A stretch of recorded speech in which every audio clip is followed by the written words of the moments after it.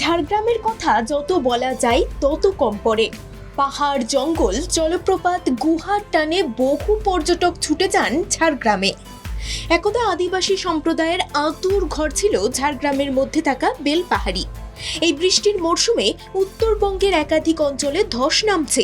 যেভাবে একের পর এক রাস্তা ধসের জেরে বন্ধ হয়ে পড়ছে উত্তরবঙ্গে, তাতে এই সময় উত্তরবঙ্গের দিকে পর্যটকদের পা বাড়াতে সতর্ক করছে প্রশাসন।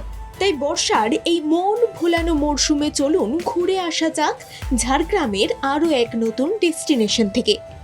ঘাগড়া জলপ্রপাত নামটা অদ্ভুত শোনালেও এই জায়গার প্রাকৃতিক সৌন্দর্য আপনাকে মুগ্ধ করবে। বেলপাহাড়ি থেকে 7 কিলোমিটার দূরে রয়েছে এই জলপ্রপাত। ঘাগড়া এই শব্দটি এসেছে গাগরা থেকে, যার আক্ষরিক অর্থ কলসি। দুপাশে খাড়া পাথর আর মাঝখান দিয়ে নিজের গতিপথে সুন্দরভাবে বয়ে চলেছে নদী। সত্যি প্রকৃতির এই অপার সৌন্দর্যের ছোঁয়া একমাত্র পেয়ে যাবেন ঝাড়গ্রামে আসলে। ভরা বর্ষার সময় এই জলপ্রপাতের রূপ হয়ে ওঠে আরও সুন্দর। অদ্ভুতভাবে জলপ্রপাতের চারপাশে খাঁজ কাটা পাথর রয়েছে। জলের স্রোতের সঙ্গে ধাক্কা লেগে পাথরের চারপাশে এইভাবে গর্ত তৈরি হয়ে গেছে।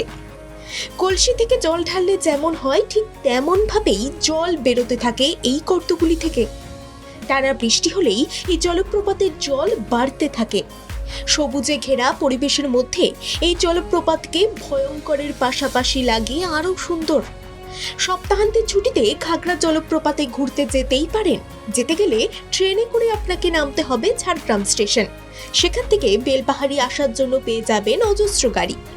বেলপাহাড়ি আসার পর সেখান থেকে অন্য একটি গাড়ি করে বা যদি নিজেরা বাইকে করে আসেন তাহলে পৌঁছে যেতে পারবেন ঘাগড়া জলপ্রপাতে। ব্যুরো রিপোর্ট, বাংলা জাগো।